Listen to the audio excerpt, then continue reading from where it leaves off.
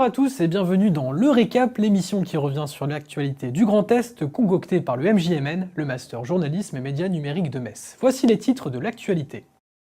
Les pompiers font leur rentrée. Pendant 15 jours, les combattants du feu suivent une formation sauvetage et déblaiement près de Boulay. Nous les avons suivis pour l'occasion. Il y en a 15 à Metz, les restaurants vegan fleurissent dans la ville. Un des gérants nous explique pourquoi il a décidé de s'implanter ici. Évaluer la qualité de vos produits est désormais possible grâce aux applications comme Yuka, mais sont-elles vraiment efficaces? Une diététicienne répond à nos questions. Addict aux écrans, il semblerait que les jeunes soient de plus en plus touchés par cette nouvelle forme d'addiction, mais tout de suite, plongé au cœur de la formation sauvetage et déblaiement des pompiers, orchestrée par le service départemental d'incendie et de secours mosellan, Florent Bibiloni et Corentin Murat se sont rendus sur place. Un séisme et une quarantaine de victimes. À quelques kilomètres de Boulay-Moselle, au milieu de la forêt, les pompiers s'activent. Mais pas de panique, il s'agit d'une formation en conditions réelles organisée par le SDIS 57. Dans le cadre du stage du chef de section sauvetage, déblaiement et de la formation, on a simulé en fait sur l'ensemble du site là un tremblement de terre avec une quarantaine de personnes portées disparues.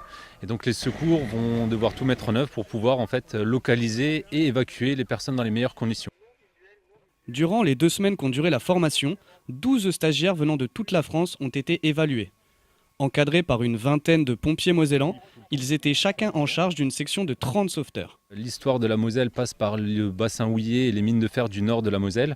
Donc chaque mine devait avoir ses propres secours, mais en parallèle, les secours pompiers de la Moselle ont développé une spécialité pour le sauvetage de personnes qui pouvaient éventuellement être bloquées dans les mines. Le dernier jour de la simulation a duré jusque tard dans la nuit, mais pour le lieutenant Bernard, la formation sera terminée quand tous les pompiers seront rentrés chez eux. Après l'effort, le réconfort, pour se restaurer, une nouvelle alternative est possible à Metz, les restaurants vegan. Noujoun Rejbi et Laura Bagné ont rencontré le gérant des Délices Veggie, le premier à avoir ouvert ses portes en centre-ville. Il y a 1 an, Élie Boinard a ouvert un restaurant 100% vegan. Lui-même adepte de ce mode de vie, il ne consomme aucun produit d'origine animale. Un établissement qui séduit tous les publics.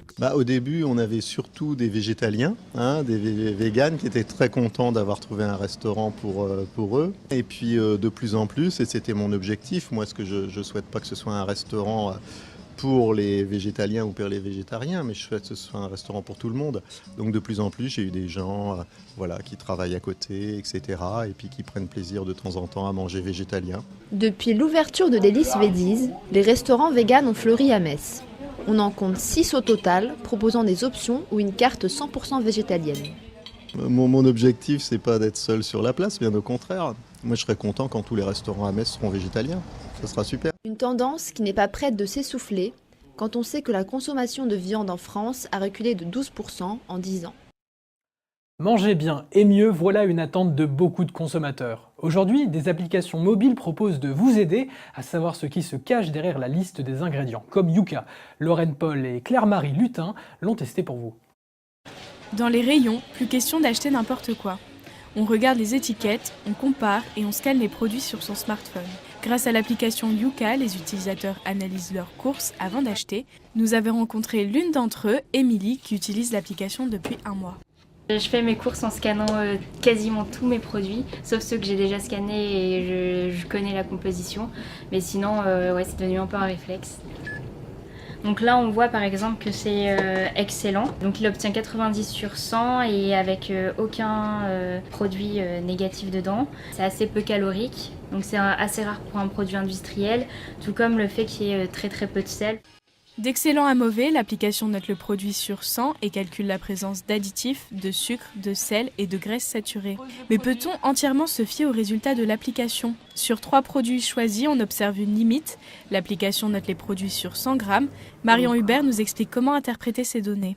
Quand on voit 113 kilocalories pour 100 grammes, chouette, c'est super light.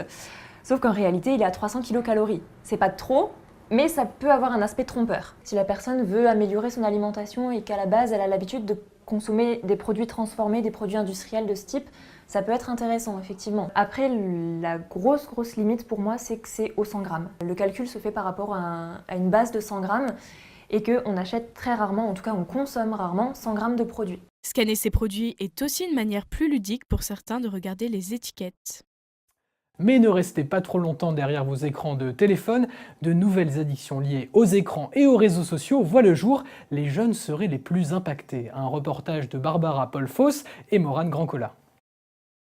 À l'ère du numérique, les nouvelles technologies sont partout, entraînant avec elles de nouvelles préoccupations. Comme l'alcool ou les drogues, les écrans et les réseaux sociaux entraîneraient des formes d'addiction. Alors, les questions d'addiction aux écrans, aux jeux vidéo, qu'on catalogue plus généralement sous le terme cyberaddiction. Être addict, c'est quand même à la fois perdre le contrôle de son comportement de consommation. C'est avoir des conséquences négatives et malgré l'existence de ces conséquences négatives, ne pas arriver à réagir. On dit parfois c'est la perte de la liberté de s'abstenir. Je ne peux plus m'abstenir, j'arrive plus à le décider. Les jeunes passeraient donc beaucoup de temps devant leurs écrans, parfois même sans s'en rendre compte. Au minimum 1h30, 2 heures par jour. Je passe la plupart de mon temps libre dessus. À peu près 6 à 8 heures par jour.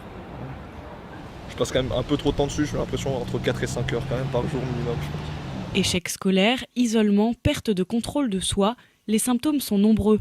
Cependant, les cas de dépendance extrême restent très faibles car les jeunes arrivent à s'autogérer. C'est potentiellement un problème, mais qui est généralement bien régulé par les jeunes.